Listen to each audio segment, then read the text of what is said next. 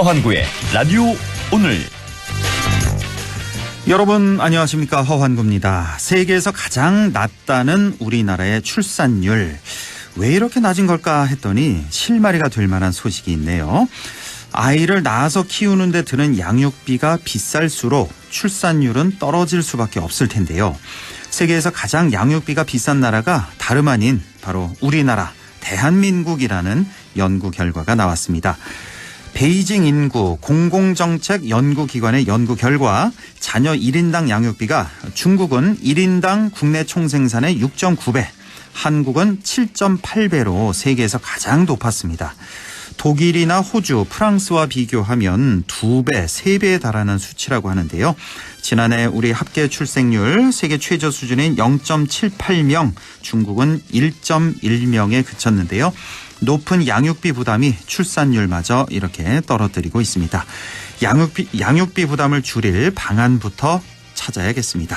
5월 2일 화요일 라디오 오늘, 광고 듣고 시작합니다.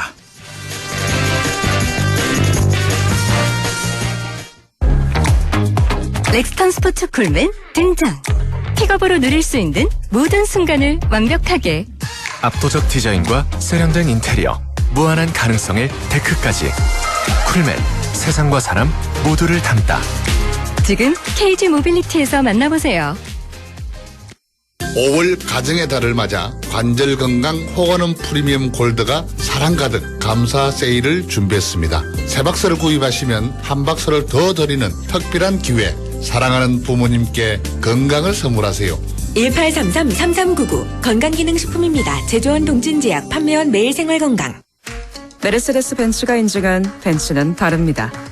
198가지 품질 테스트, 24시간 긴급 출동 서비스, 1년 무상 AS까지. 이렇게까지 해야 메르세데스 벤츠 인증 중고차니까. 변함없는 클래스에 대한 믿음. 지금 전 시장에서 만나보세요.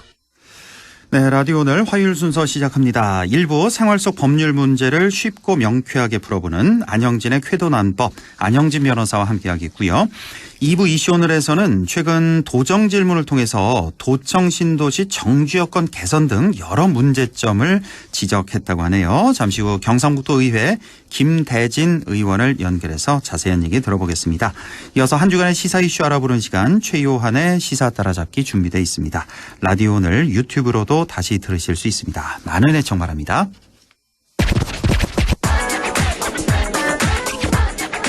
네, 안형진의 쾌도난법 시작합니다. 오늘도 안형진 변호사와 함께합니다. 안녕하십니까? 네, 안녕하십니까? 예, 자, 우리가 지난 방송에서 속인주의 또 속지주의 이런 개념을 언급한 바가 있는데, 자, 오늘은 지난 시간에 이어서 관할 법률을 정하는 속인주의에 대해서 좀 더 심도 있게 알아보겠습니다. 자, 이 뭐 속인주의, 속지주의 우리가 흔히 쓰는 말이 아니어서요, 조금 어렵거든요, 변호사님. 예. 네, 조금 알기 쉽게 좀 설명 시작해 주실까요? 예, 저도 좀 이게 어렵고 익숙하진 않은데요. 예. 뭔가 그 익숙한 사례 중심으로 살펴보면요. 예. 우리나라에서는 도박은 일단 범죄입니다. 네. 그 형법 제246조 제1항은 도박을 한 사람은 1천만 원 이하의 벌금에 처한다. 다만 일시 오락의 정도에 불과한 경우에는 예외로 한다고 규정하고 있고, 네. 또 제2항에서 상습으로 제1항의 죄를 범한 사람은 3년 이하의 징역 또는 2천만 원 이하의 벌금 처한다고 규정하고 있는데요. 네. 실제 사례로 동네 친구들 몇 명이 동네 복덕방에 모여서 커피값 이제 하자 이러면서 홀라라는 도박을 했는데 예. 판돈이 대략 한 10만 원 정도 됐습니다. 다 합친 금액이죠, 이건? 그 안에 예, 있는 그렇습니다. 돈. 예. 그러다가 이제 마음이 상해서 다툼이 일어났고 경찰이 출동해서 당사자들이 이제 결국 도박 혐의로 입건이 되었습니다. 아이고. 그 10만 원인데 괜찮지 않을까 했는데 네. 결국 이 입건이 되는데요. 결국 약식 명령 수십만 원을 이제 그 처벌을 받았는데, 아이고, 그 정도로 우리나라에서는 도박 범죄는 판돈이 조금이라도 되면은 엄하게 처벌을 받는다는 거죠. 예. 그리고 뭐 좀 흔히 하시는 고수대의 경우에는 0.10원 경우에는 흔히 오락 정도로 하시는 경우가 많고요. 예. 그런데 100원 되면은 자칫 도박죄로 처벌받을 수 있으니 좀 조심하실 필요도 있습니다. 이게 뭐 그래요? 여러 가지 뭐 원고 투고 이렇게 하면 그런 건데요. 예, 그리고 물론 이제 강원랜드 같은 법이 정한 예외가 있긴 합니다. 아유, 100도 처벌받을 가능성이 있다는 말이에요? 100이? 이게 만약에 저도 오. 고스톱을 정확히 모르는데요. 이게 판돈이 커지면 예를 들면 뭐 원고, 투고, 쓰리고 흔들고 뭐 이런 거 있다 아닙니까? 예. 저도 들어서 나는데. 저는 잘 아는데, 이거 뭐 3점 나봐야 300원이고, 뭐 보통 뭐 많이 나봐야 뭐 10점, 뭐 20점, 그거 한 1,000원, 2,000원 오가는데 이것도 처벌받을 수가 있는 거군요. 그런데 경우에 따라서. 그게 판을 한 판, 두 판, 세 판, 네 판 된 판돈이 계속 이게 누적이 되는 수가 네. 있겠죠. 예, 그렇군요. 네, 그래서 이제 그게 쌓여서 뭐 밤을 새워 한다든지 이러면 또 판돈이 상당해질 수가 있어서 위험성이 없다라고 그렇죠. 단정할 수는 없다는 겁니다. 그래서 저희들은 그냥 점심하시라고 네. 이렇게 말씀을 드리는데요. 제가 다음에 시간 될 때 저 오락 개념으로 고스톱 좀 알려드릴게요, 변호사님. 네, 감사합니다. 예. 그래서 이제 그런데 이제 마카오나 필리핀 등지에는 도박을 아무리 해도 그 나라에서는 처벌을 하진 않습니다. 예. 네, 그래서 그 나라에 관광을 가셔서 우리나라 사람이 그 나라에서는 합법인 뭐 바카라, 블랙잭 등의 도박을 하는 경우가 왕왕 있습니다. 예. 그런데 이런 경우에는 우리 형법상 도박죄로 처벌을 받는다는 점이죠. 이것도 처벌 받아요? 저 외국 놀러 가서 그 마카오, 필리핀 거기 현지는 이제 합법이니까 왜 그렇죠. 여행객들 이거 연예인들이 뭐 외국 예. 원정 도박했다 처벌받는 게 다 이런 경우가 많습니다. 그 합법이어도 처벌 받는 거군요. 그렇죠. 경우에 따라서. 예, 그렇습니다. 왜냐하면 형법 3조에서 예. 이제 본법은 대한민국 영역 외에서 죄를 범한 내국인에게 적용한다라고 명문으로 정하고 있기 때문입니다. 잠깐만 다시요. 예. 본법은 예, 대한민국 영역 외에서 예? 죄를 범한 내국인에게 적용한다. 이렇게 예. 정하고 있습니다. 그래서 뭐 우리나라 아니라 뭐 필리핀이나 어디든 우리나라 그 도박죄를 범한 경우에 처벌한다 이 내용입니다. 그 나라에서 범죄되고 안 되고는 관계없습니다. 예. 그래서 이를 이제 속인주의라고 하는데요. 속인주의. 다시 말하면 우리나라에 속한 사람, 즉 한국 국적자가 외국 어느 나라에서 한 행위가 국내 형법에 위반된다면 처벌한다는 것입니다. 그 사람에 따라서 처벌을 하는 거군요. 그러니까 우리나라 사람이라면 그 사람이 뭐 우리나라에서 범죄를 저지르든 미국에서 저지르든 우리나라 사람은 우리 국내법에 처한다. 이걸 이제 속인주의다. 그렇습니다. 예. 이제 저번 시간에 잠깐 말씀드린 바 있는데 마찬가지 이제 맥락에서 네덜란드 등에서는 대마 즉 마리화나 흡입이 합법인데요. 예. 관광을 가서 여기는 합법이니 괜찮다라는 가이드의 잘못된 조언을 듣고 호기심이나 응격결에 대마 등을 흡입하는 경우가 왕왕 있는데 아무리 그 나라에서 합법이라 하여도 우리나라 사람이 거기서 하면은 우리나라 형법에서 처벌을 받는 것입니다. 이게 속인주의다. 예, 그렇습니다. 결론적으로 우리나라 사람은 세계 어디에 있든 국내와 동일하게 우리나라 형법을 준수해야 하고 그렇지 않을 경우 처벌받는 점을 유의할 필요가 있습니다. 그렇군요. 우리나라는 바로 이 속인주의에 속한다. 이런 얘기죠. 그러니까 외국 어딜 나가더라도 이제 국내법에 처벌을 받는다. 뭐 이런 내용이고. 자, 그러면 이제 속지주의가 있잖아요. 좀 반대되는 개념인 것 같아요. 예, 속지주의는 뭡니까? 예, 그 속인주의가 앞서 살펴보았듯이 인적 개념이라면은 속지주의는 이제 그 공간적인 개념입니다. 요 지자가 이거 땅 지자인가요 혹시? 그 땅이 뭐 어디에 있는지 그 장소가 중요한 거군요. 이거는. 그렇습니다. 그래서 인에게 속해 있다. 속지 땅에 속했다. 뭐 이렇게 보시면 될 건데요. 다시 말해서 외국인이 또 우리나라 영토, 영공 내지 영해에서 범행을 한 경우에도 우리나라 형법을 적용을 받는다는 것입니다. 땅 기준으로요. 그래서 형법 제2조에서는 본법은 대한민국 영역 내에서 죄를 범한 내국인과 외국인에게 적용한다라고 규정하고 있습니다. 잠깐만 좀 헷갈리는데 그럼 우리나라 이 형법 같은 경우에 속인주의에 해당하는 형법도 있는 거고 속지주의에 해당하는 형법도 있고 그런 거예요? 이 형법에 속인주의와 속지주의를 병행해서 규정하고 있는데요. 병행해서. 그래서 예를 들어 우리나라 사람이 외국 가도 우리 형법을 적용받는 거고요. 왜냐하면 그 사람은 우리나라 사람이니까. 그렇죠. 우리나라 땅, 영역 내에서 외국 사람이 어떤 우리나라 법을 어겨도 우리나라 형법 적용받는다는 거죠. 그거는 이제 속지주의 개념이고. 속지주의입니다. 예를 들어 네덜란드 사람이 우리나라에 와서 대마를 피웠으면 저들 나라에는 괜찮겠지만 우리나라 형법 적용해서 외국인도 처벌한다는 거죠. 알겠네요. 이제 이해가 확실히 됐습니다. 이게 속지주의도 문제되는 대목이 국적 관련 사안도 있는데요. 그래서 미국이나 캐나다의 경우에는 그 나라에서 아이가 출생하면은 부모가 어디 나라인지 묻지 않고 그 나라의 국적을 부여해 줍니다. 이른바 속지주의를 국적법에서도 채택하고 있는데요. 아, 예. 예, 이 점 때문에 원정 출살이라는 일부 사회지도층의 일그러진 행각이 나타나고 있는 거죠. 아, 이것 때문이군요. 미국에 원정 출산 많이들 가잖아요, 왜? 예. 이게 이제 미국은 속지주의를 택한다, 국적법에서. 국적 부여할 때 그렇습니다. 그러니까 다른 조건은 전혀 없는 거군요. 그 나라에서 태어나면 다 미국인, 예, 그 그렇죠. 자격이 주어지는 거군요. 그렇습니다. 예. 반면에 우리나라의 경우에는 예. 부 또는 모가 한국 국적을 가지고 있어야 되고 예. 단순히 우리나라에서 출생했다는 이유로 국적을 부여하지 않는 거죠. 아, 우리나라. 결국 예. 속인주의를 채택하고 있다고 볼 수 있고 속지주의는 채택하고 있지 않다고 볼 수 있는데요. 예. 사실 뭐 우리나라의 외국인들이 우리나라 국적 업계에서 원정 출산서 이런 거 들어본 적이 없다 아닙니까? 예, 맞아요. 그게 그래서 그렇습니다. 아, 그렇군요. 그래서 불법 체류자의 아들, 딸들이 우리나라에서 태어났음에도 불구하고 이러한 우리 법 체계 때문에 미국이나 캐나다 달리 불법 체류자 신분으로 이제 어릴 때부터 삶을 시작하게 되는 거죠. 이제 이 국적법 이 개념은 예. 우리나라와 미국은 완전 반대 개념이군요. 예, 좀 그러니까 다릅니다. 속인주의, 속지주의를 채택하고 예, 있다. 예. 여기서 잠깐 통계 살펴보면요. 예. 법무부 출입국 외국인 정책본부가 홈페이지에 올린 작년 10월 통계 월보에 따르면은 이제 작년 10월 말 기준으로 불법 체류자가 우리나라에 한 41만여 명 되는 것으로 집계됩니다. 아, 이렇게 많습니까? 불법 체류자가? 예. 안동 인구의 거의 한 3배 정도가 불법 체류자라는 건데요. 예.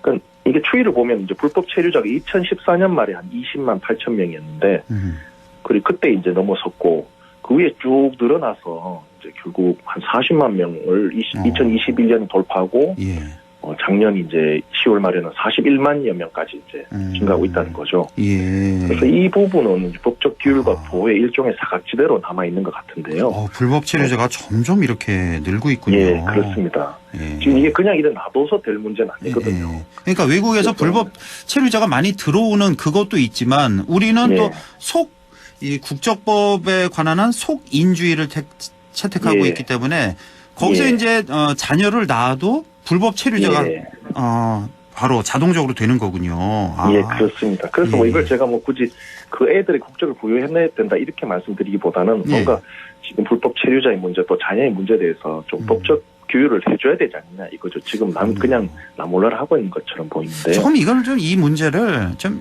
양성화할 필요가 좀 있을 것 같고요.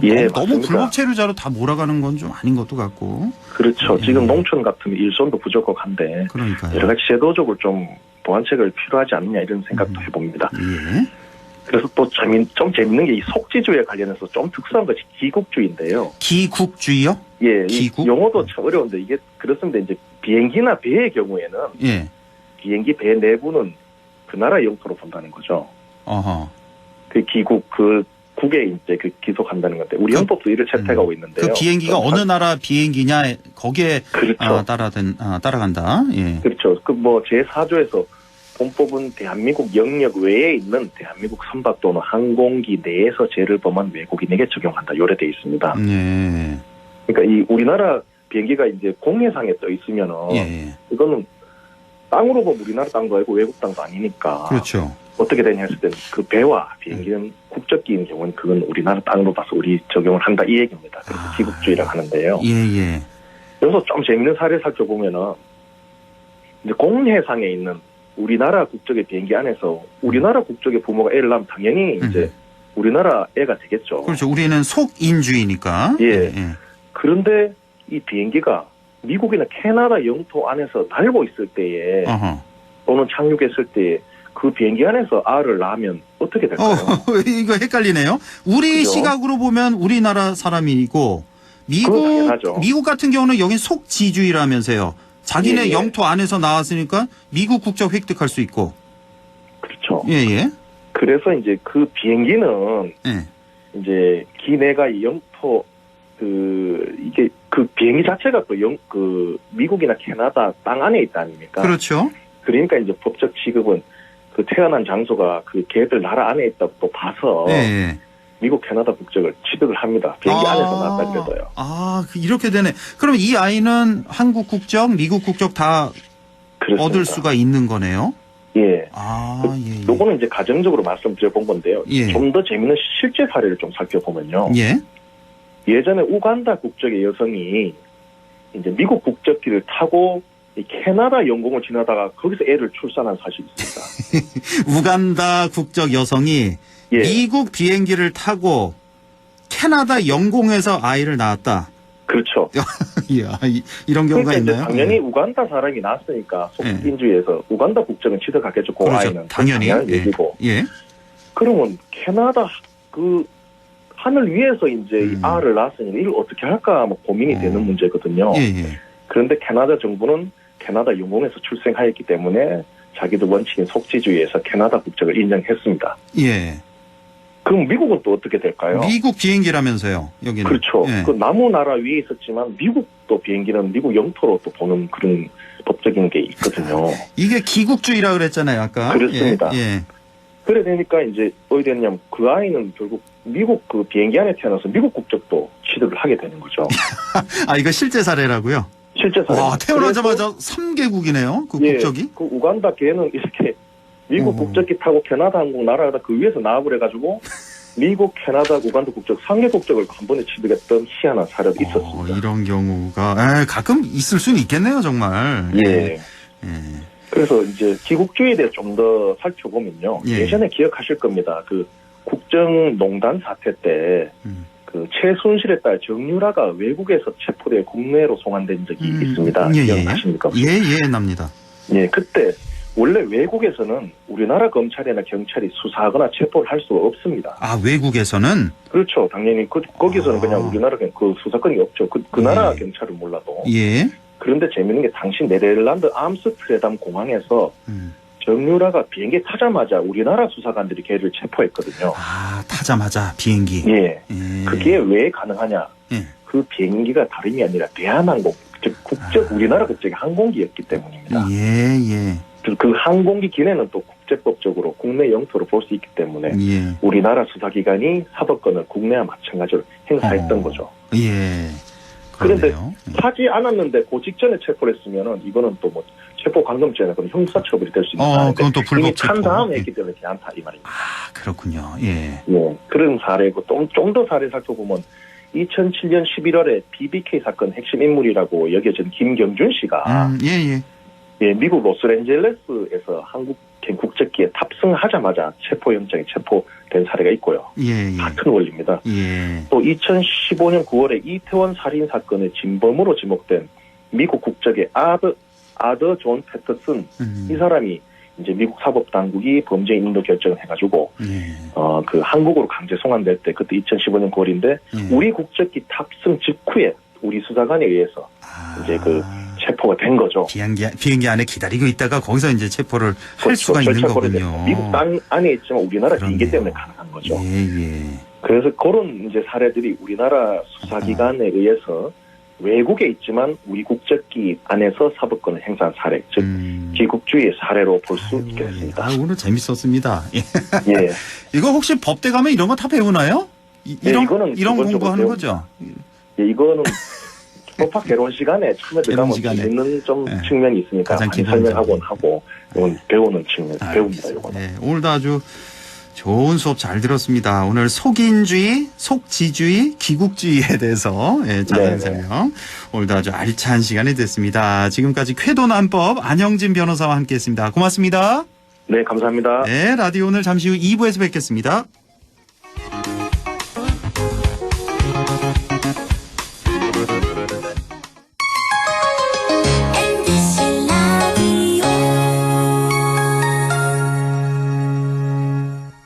가구 살 땐 꼭 한번 가보자. 안동 명품 가구 백화점. 흑표 흑침대, 양성국 갤러리, 금성침대, 한국 가죽 소파, 장수돌 침대. 다양한 브랜드 가구를 한 곳에서 쇼핑할 수 있는 대형 가구 전시장. 안동 명품 가구 백화점. 네 얼굴 와 글로? 야근한다고 티다. 네 월급은 와 글로? 최저임금은 안 오르지. 물가는 오르지. 내가 진짜 박스 죽겠다. 물가는 내리고 최저임금은 올리고 민주노총 경북지역본부가 앞장서겠습니다. 1577-2260. 오늘도 안전하게 음주운전 예방수칙 알려드립니다. 첫 번째, 술자리가 예정된 경우 미리 귀가 방법을 정하고 차 차는 가져가지 않는 것이 안전합니다. 두 번째, 음주 후 자전거나 전동 킥보드를 이용하는 것도 음주운전 처벌 대상에 포함됩니다. 세 번째, 과음을 한 다음 날에는 대중교통을 이용해 주세요. 숙취 음주운전 역시 처벌 대상입니다. 네 번째, 음주운전을 방조하는 경우에도 3년 이하의 징역형 또는 1,000만 원 이하의 벌금형에 처해질 수 있습니다. 적극적으로 말려주세요. 위험한 음주운전 미리 예방하여 소중한 생명을 지켜주세요.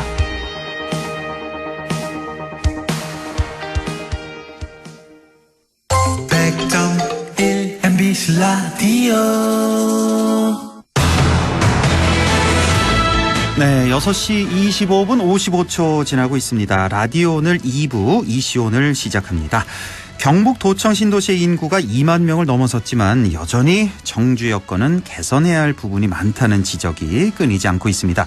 최근 도의회 도정 질문을 통해서도 이런 문제점이 지적됐는데요. 오늘 그 당사자죠. 경북도의회 김대진 의원을 연결해서 자세한 얘기 나눠보겠습니다.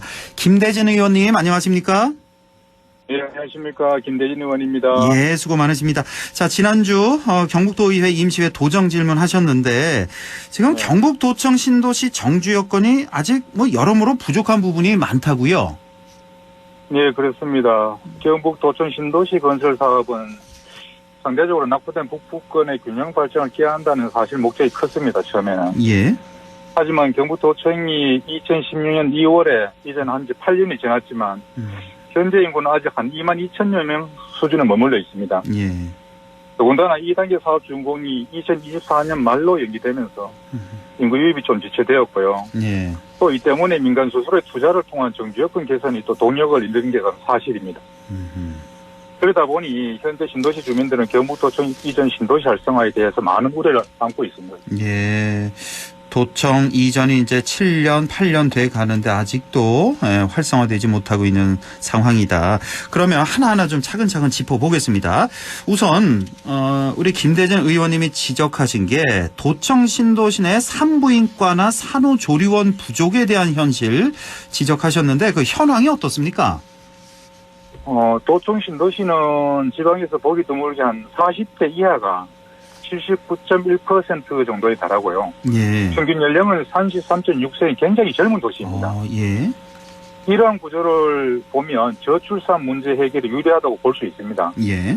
하지만 신도시는 산부인과나 산후조리원이 하나도 없는 매우 열악한 환경을 갖고 있습니다. 지금. 예. 인근 안동에 보면 민간 산후조리원이 한 곳 있긴 합니다. 성소병원에 12개실에 있는데 그 수요가 턱없이 부족한 실정입니다. 지금. 예. 저출산 극복을 위해서는 도청 신도시 내 산부인과라든가 소아과 등 동네 병원이 추가로 개원을 하는 유인시설 마련되어야 되고 공공산후조리원을 적극적으로 확대해서 출산이나 보육 등의 부담을 줄이는 지원 정책을 마련해야 된다고 봅니다. 예, 이렇게 출산 보육 문제 지적을 해주셨고, 예, 사실 도청 신도시 내 병원 유치 이 문제 오래전부터 이제 지적되는 문제인데 여전히 진전이 없습니까? 예, 저부터도 사실 좀 많이 답답합니다, 이게. 경북도청이 이전한 이후에 의료 여건 개선을 위해서 안동병원 이전이라든가 안동의료원 이전 이런 걸 검토했지만 사업성과 비용 문제 등으로 실현되지 못했습니다.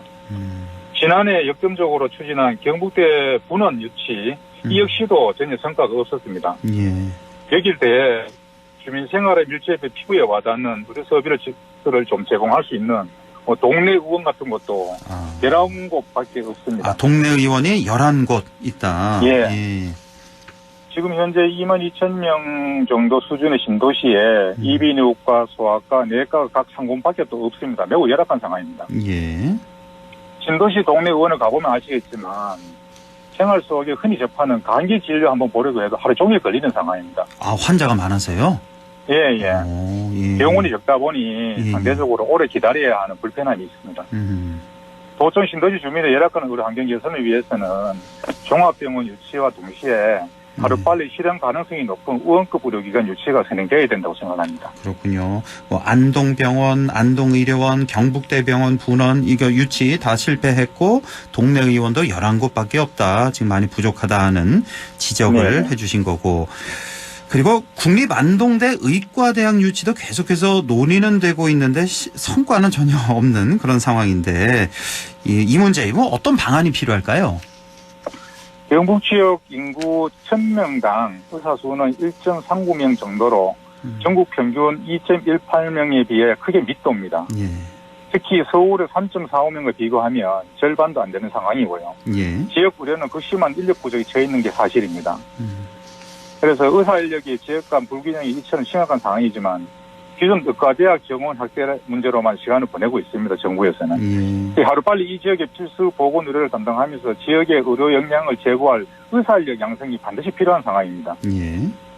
의료 불균형 개선을 위해서는 지역 의료 분야에서 활동할 인재를 지역이 키워낼 수 있도록 시스템을 확립하는 관점에서 지역 공공의대 설립 문제가 다뤄졌으면 좋겠다 하는 바람입니다. 예, 지역의 공공의대 설립 시급한 문제다. 자, 친환경 폐기물 처리 시설이죠. 바로 맑은 누리 파크에 대한 문제 제기도 하셨는데 이게 아직 지금 뭐 완전 정상화 안 된 걸로 제가 지금 알고 있는데 이쪽 상황은 지금 어떻습니까? 예, 아직 완전히 정상화된 상황은 아닌데요. 예. 이게 도청 신도시 내에 위치한 맑은 누리 파크는 북부권 11개 시군 생활 폐기물 처리하기 위해서 2019년 11월부터 상업 운영을 시작했습니다. 예.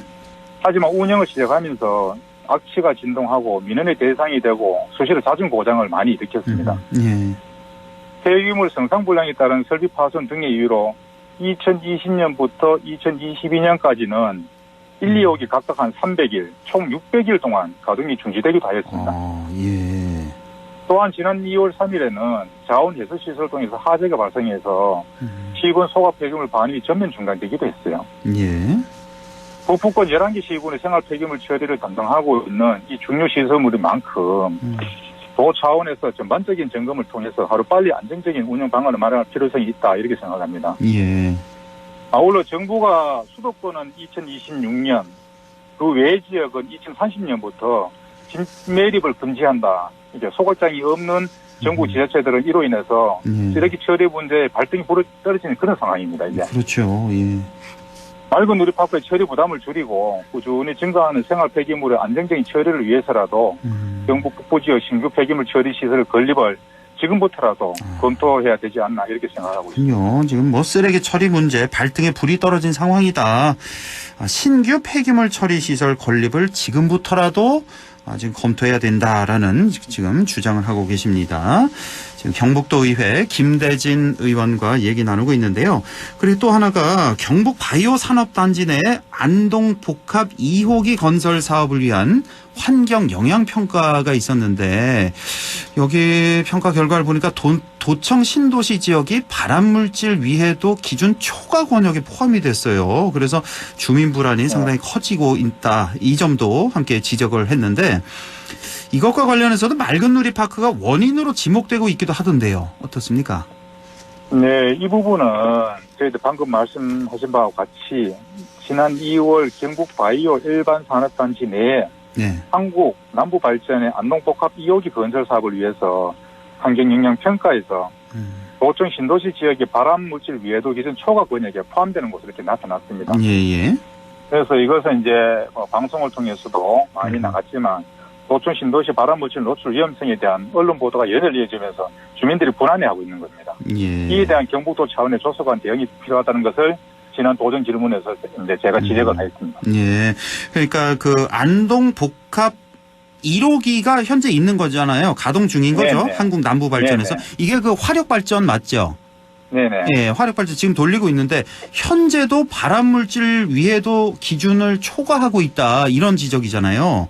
근데 만약에 2호기까지 건설이 되면은 더 많이 나올 거 아니냐. 그래서 주민들이 많이 불안해하고 있다. 이런 상황인 거죠. 네네. 예. 자, 이렇게 주민 건강 위협한다는 점에서 이제 대책 마련 아주 지금 시급해 보이는데 자, 우리 김대진 의원 생각하시기에 뭐 어떤 대책이 지금 필요할까요?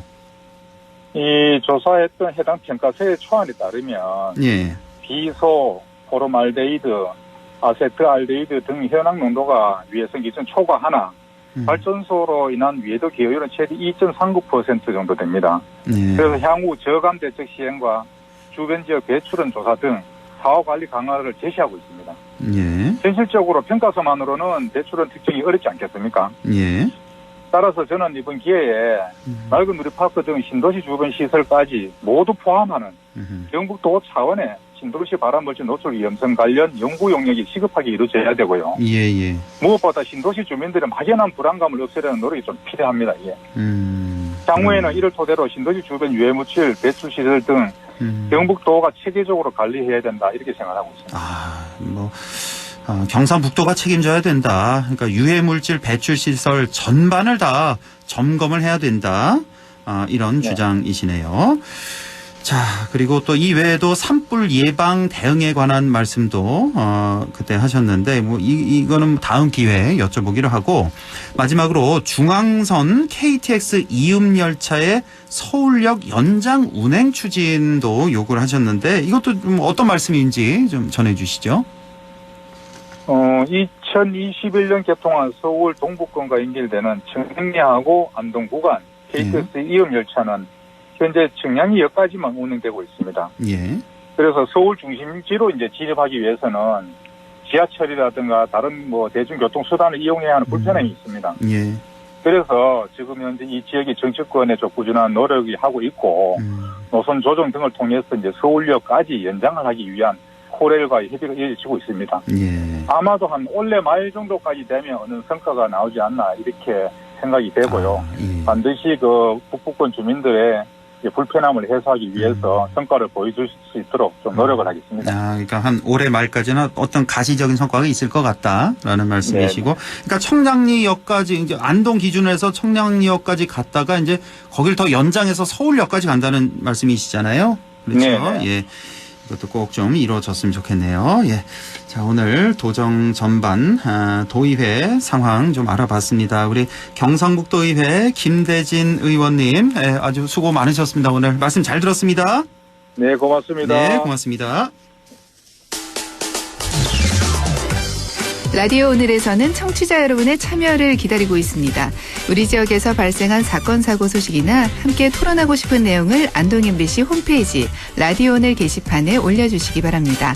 전화와 문자 참여도 하실 수 있습니다. 전화는 851국에 7191번, 문자는 샵 0913번으로 보내주시면 됩니다. 문자는 단문 50원, 장문 100원의 정보 이용료가 있습니다. 여러분의 많은 참여 바랍니다.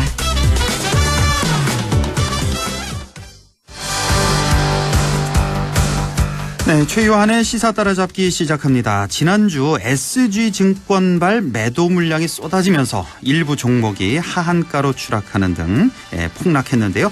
그 영향으로 무더기 하한가 여파, B2 열기까지 사그라들지 않고 있습니다. 그 열기까지 사그라들고 있는 그런 상황입니다. 자, 최요한의 시사 따라잡기 오늘은 SG증권 사태에 대해서 알아보겠습니다. 최요한 시사평론가 연결돼 있습니다. 안녕하십니까? 예, 반갑습니다. 최요한입니다. 네, 이 사태가 바로 그 왜 가수 임창정 씨가 개입돼서 더 많이 알려진 그 사태 말씀하시는 거잖아요. 맞아요. 자, 지금 상황이 어떻게 돌아가는지 일단 사건 개요부터 좀 정리해 주시죠. 일단 제가 말씀드리기 전에 전제해 둘 게 있습니다. 지금 SG증권 사태가 검찰까지 금감원, 금융위 다 나서서 지금 상황을 파악하고 있고요. 근데 지금 이게 완결된 사건이 아니에요. 진행 중인 사건이기 때문에 제가 지금 말씀드리는 것도 단정적으로 말씀드리지 않을 거고요. 그래서 우리 청취자분들도 언론 보도에 나온 것이 진행 중인 것이기 때문에 이게 결정된 것이 아니다. 이것이 팩트가 아닐 수 있다라는 것까지 생각하시면서 들으셨으면 좋겠어요. 알겠습니다. 일단 지금 여의도 증권가가 발칵 뒤집어졌습니다. 난리가 났어요. 지난 4월 24일 외국계 증권사인 SG증권을 통해서 대량 매도 물량이 집중돼서 최근 주가가 급락한 8개 종목에 대해서 주가 조작 의혹이 제기가 됐습니다. 그러니까 말씀드린 대로 금융당국과 검찰이 본격적으로 조사에 착수한 상황이고요. 급락이 발생한 원인이 아직 이제 조사 중이긴 하지만 이 종목들이 주가 조작 세력에 붙었다. 그 의혹이 제기됐고 그래서 주가를 끌어올리던 세력들이 금융당국의 조사에 급하게 매물을 팔아치우는 등 그렇게 해서 급사고를 하게 된 거 아니냐 이런 요인들이 막 밝혀지고 있어요. 그러니까요. 예. 문제는 이번 하한가 사태로 인해서 투자 피해자들은 수백 명이 넘는다. 한 1000여 명 된다. 뭐 이런 이야기까지 있습니다. 뭐 금액도 상당하던데 보니까. 예. 지금 이 지난주부터 계속 이제 경제 뉴스 도배를 하고 있는데 뭐 3일, 4일 연속 하한가, 점 하한가를 맞았기 때문에 이걸 뭐 팔고 싶어도 팔 수 없는 그런 상황. 피해자는 계속해서 나오고 있고. 자, 이렇게 돼서 뭐 개미들만 또 피해 보는 거 아니냐 이런 목소리까지 나오고 있고. JTBC가 올 초부터 이번 사고가 난 주가가 이상하다는 그런 제보를 받고 취재를 해 왔다면서요. 그렇습니다. 그러니까 이해가 안 되는 거죠. 언론사가 제보받고 이 상황에 대해서 취재를 할 정도인데 금융감독위원회와 금융위가 몰랐다. 이게 말이 안 되는 거거든요. 그럼요. 예. 작년 말부터 온라인 커뮤니티에는 여기 이상한데 막 이런 얘기 나왔었어요. 예. 그러면 바로 이게 알아봐야 되는데.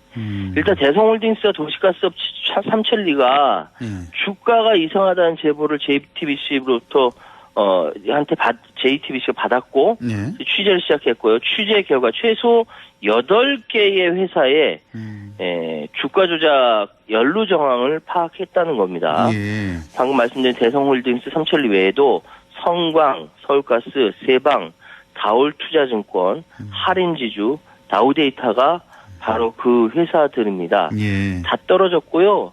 지금 오늘 보니까 그 다우데이터인가? 예. 다올투자증권만 올랐다라고 나오고 있습니다. 예. 어쨌든 지금 JTBC는 주가 조작 일당의 텔레그램 대화도 캡처해서 보도했는데요. 신규 투자 모집이나 이 조작 일당들이 투자자들의 돈을 대리해서 투자해서 시세를 조작한 정황이 나왔고요. 또 수개월마다 수익을 정산해서 이 주가 조작 일당하고 투자자들이 수익을 절반씩 나눠 챙긴 이 정황도 나왔고요. 또 이 주가 조작 일당들이 수익 정산, 투자자들한테 수익 정산 문자 그리고 또 금감원에서 만약에 전화 오면 어찌하게 대처하세요. 그리고 대처 방안을 알려주는 등 굉장히 치밀하게 움직인 정황이 나왔어요. 그러니까 또 이 주가 조작 일당들은 투자자들에게 받은 수수료를 골프 회원권 사서 빼돌린 것까지 드러났습니다. 야, 이거 수사 철저히 좀 해야겠습니다. 뭐 일당들 뭐 이런 주가 조작 이런 건 정말 완전히 뿌리 뽑아야 됩니다. 너무 피해자가 많이 생기기 때문에. 예. 자, 지금 이제 일파만파 커지는 느낌인데 게다가 키움증권 오너인 김익래 다우키움그룹 회장이 어떻게 정말 공교롭게 한 이틀 전인가요? 폭락 나오기. 이게 직전에 이제 보유주식 처분하면서 이 주가 조작에 연루된 거 아니냐 이런 논란도 나왔잖아요. 그러니까 주식을 잘 모르는 사람도 이 주식이 급등하기 전에 사고 급락하기 전에 팔았다라고 하면은 이게 뭐 있는 거 아니야? 이런 생각 하잖아요. 그렇죠. 당연하죠. 당연히 그렇게 할 수 있는데 지금 키움증권 쪽에서는 그게 우연의 일치라고 얘기하고 있는 거예요. 예. 일단 그 키움증권의 오너죠. 김익래 그 회장이 이 지난 20일 시간 외 매매로 다우데이터 140만 주를 처분했습니다. 그래서 605억 원을 확보한 거예요. 예. 더군다나 이 주가 조작을 했다라고 의혹받는 H투자 컨설팅 업체의 라더견이라는 사람은 모 방송 인터뷰를 통해서 하한가 사태는 이 SG증권과 연계된 키움증권에서 대량의 반대 매매가 나오면서 시작됐다. 그러니까 책임은 그 키움증권의 김익래 회장한테 있다 이 얘기를 하는 겁니다. 이에 대해서 황현순 사장은 그러니까 김익래 회장의 밑에 있는 사람 사장은 이 라더견과는 전혀 일면식도 없다. 왜 그런 말을 하는지 모르겠다. 그건 그냥 엮은 거다. 그 김익래 회장은 2년 전에 자녀들에게 일부 지분을 증여했는데 돈이 없어서 일을 하다가 연부연납 처리하다가 이자율이 많이 오른 상태에서 증여세 내려고 하려고 판 거다. 근데 공교롭게 김인영 회장이 팔고 나서 폭락한 거다. 이렇게 해명을 하고 있습니다. 그러니까 이 여기 팩트까지요. 더 이상 나가면 뭐 막 추정이 나가는 거기 때문에 말씀드립니다. 어쨌든 현재까지 봐서는 뭐 라덕연 대표하고 지금 김익래 회장, 김익래 회장, 여기 이제 수사 대상이 되겠군요. 이제 수사 대상이 되죠. 철저히 수사를 해봐야 되겠고. 자, 근데 이번 주가 조작이 참 특이한 게 다른 주가 조작 같은 경우는 뭐 며칠 내 급등 상한가 나오면서 이렇게 조작하는 경우를 우리가 많이 봤는데 그렇죠. 무려 뭐 한 3년 정도 아주 장기간에 걸쳐서 주가를 조금씩 끌어올리면서 조작했다는 건데 그러니까요. 이래서 3년 동안 들키지 않았나 봐요. 이 회사들의 공통점이 있어요. 이 회사들은 유통 물량이 적어서 일당들 사전 모의를 통해서 주식을 사고 파는 이른바 많이 들어보셨을 거예요. 통정 거래가 쉬운 회사들이었어요. 통정 거래 우리가 어디서 들어봤나요? 아니 저기 김건희 여사 통정 거래 그 얘기 많이 나왔죠. 그렇죠. 김건희 여사 그 주가 조작 그때 의혹 불거질 때. 이거 일당들을 들키지 않기 위해서 아주 조금씩 주가를 끌어올렸다는 거예요. 하루에 0.5%, 1%씩. 그렇게 알기 힘든 거죠. 그렇죠. 그래서 이제 그 말씀하셨던 대로 치고 빠지는 식이 아니라 몇 년에 걸쳐서 끌어올리고 빠지기 때문에 일반 개미 투자자들은 이게 주가가 기업 가치를 찾아가는구나. 이렇게 착각할 수 있다는 거죠. 그렇겠네요. 뭐 주가 조작이라고는 상상도 할 수 없는 하루에 조금씩 오르니까. 이거 믿을 만한 주식이네. 이렇게 됐겠네요. 3년 동안은. 그렇죠. 자, 그럼 구체적으로 어떻게 조작했다는 건가요? 그러니까 이제 그때 애널리스트들도 러시아 우크라이나 전쟁이 가스 업계 호재로 작용해서 주가 상승하고 있다 이렇게 해석할 정도였으니까 이 일반인도 알기 힘든 거죠. 일단 이 주가 조작의 과정은 다단계 투자 방식입니다. 요약하자면 두 개의 그룹이 있어요. 주가를 실제로 조작한 그룹 그리고 돈을 제공한 그룹. 이 돈을 제공한 그룹에 새로운 사람 데리고 오면은 주식으로 얻는 수익 외에도 추가적인 수익을 공유해준 다단계 방식이라는 거죠. 첫 번째로 한 3년 전에 이 이 회사들의 주식을 대량 매입합니다. 겉머리 외국인을 위장해서 매입돼요. 급하게 올리지 않았죠. 두 번째로는 이 주가를 올리게 투자자를 모집합니다. 근데 투자자들은 신분증도 줘야 되고요. 그 신분증에 직장과 집 주소 등이 있어야 돼요. 그 주가 조작 세력들에게 건네주고 그 거래소 어플이 깔린 휴대폰도 줍니다. 그럼 이걸 가지고 주가 조작을 하는 거예요. 이런 식으로 이거 좀 이상한데 지금 이렇게 얘기 들으면 좀 이상한데 이거 주가 조작 같은 그런 느낌이 드는데 당시에 이 투자자들 이른바 뭐 쩐주들 이 그룹에서는 그냥 믿고 맡겼다. 그것도 아주 큰 돈을 맡겼다 이런 얘기인데 자 주가를 조작하기 위해서 이렇게 투자자까지 모집한다는 거 다단계 방식으로 이렇게 했다는 거 이건 좀 새로운 방식의 조작 수법 아닙니까? 이게 결과적으로 투자자들이 피해자가 아니라 공범으로 간주될 수 있는데 앞서 말씀드렸던 통정매매 통정 거래라는 것이 인식하고 있으면 처벌할 수 있다는 얘기가 나오거든요. 이걸 알았다면 당시에. 네, 알았다면. 근데 이게 이제 사실은 뭘로 거래를 했냐면 소위 오션 거래라고 하는 차액 결제 거래 CFD라고 해요. 이거 뭐 설명하려면 복잡하니까 이거 이런 것이 있다라고만 알고 계시면 돼요. 이걸로 거래를 했는데 이 투자자들이 보통 의사들, 연예인들, 고소득자로 구성되어 있어요. 이유는 뭐냐면 큰 돈이 유입돼야 주가 조작하기 용이하고요. 둘째로 고소득자에게만 이 차액 결제 거래라는 CFD를 열어줍니다. 그래서 고소득자들로 구성되어 있고 그런데 문제는 여기서 봐야 돼요. 그다음 이 주가 조작 그룹 중에도 어떤 그룹은 큰 돈을 벌고 어떤 그룹은 조금만 벌면서 갈등이 생긴 겁니다. 추정키로는 누군가 이를 언론사에 내부 고발을 하고 나서 주가 조작 사실이 드러난 거예요. 언론사가 JTBC로 보여지는 거고. 그러고 나서 나중에 모든 주식을 한쪽 그룹에서 던져버리니까 이거 막으려고 하다가 투자자들이 일대 매도 버튼을 누르면서 이게 주가 하락이 됐고 이거 세상에 알려진 거죠. 이게 바로 이제 지난주 월요일 그 사태가 일어난 거고. 그러니까 말씀하신 대로 주가 조작 세력 한 덩어리가 있는 거고 또 투자자라는 한 덩어리가 이렇게 있는 건데 지금 가수 임창정 씨가 지금 언론 보도 계속 오르내리는 이유가 바로 이 투자자 그룹에 속했다. 뭐 이런 거죠. 본인은 피해자다. 돈 많이 잃었다. 이런 거죠. 사실은 30억 원 잃었다.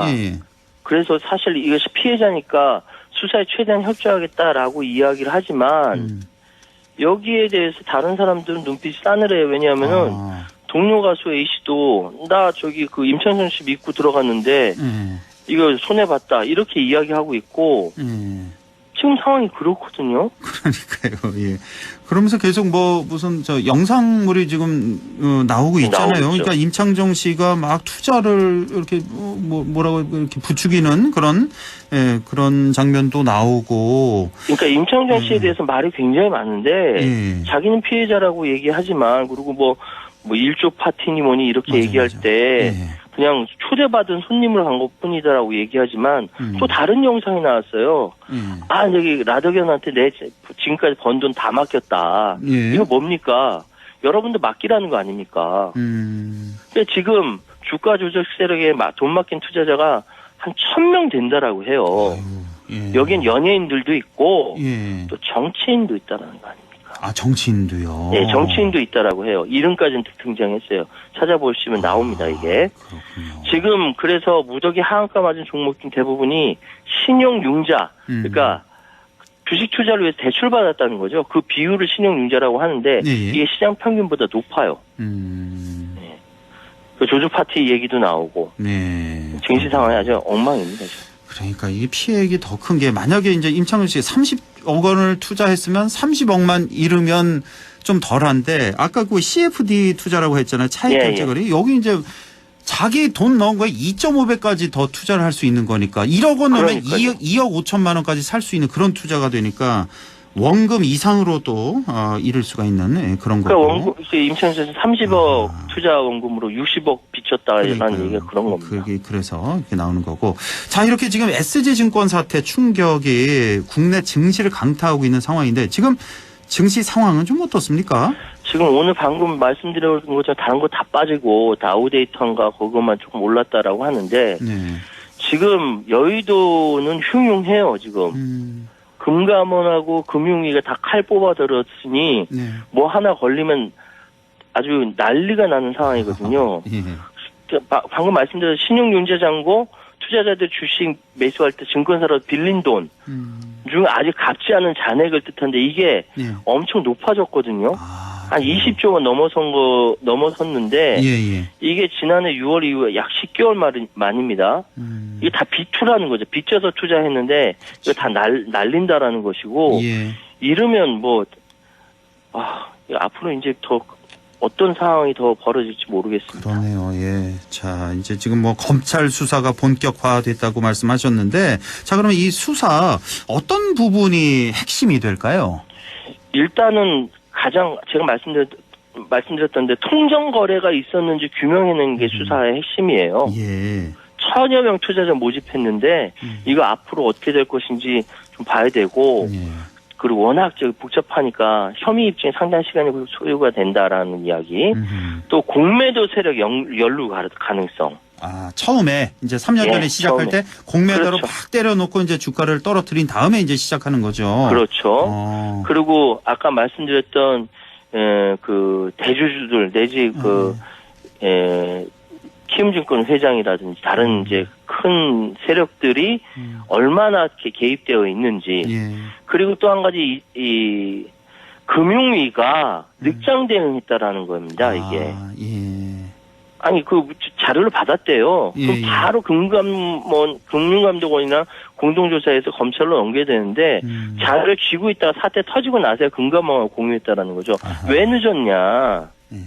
이 부분까지 같이 조사를 해야 그리고 이 말씀드리기를 지금 이거 아직도 진행 중이기 때문에 나중에 또 다른 해석, 다른 상황이 또 벌어질 수 있다는 거 제가 말씀드리겠습니다. 예, 국내 증시에 이렇게 폭탄이 터졌습니다. SG증권 사태 알아봤습니다. 지금까지 최요한 시사평론가였습니다. 고맙습니다. 예, 감사합니다.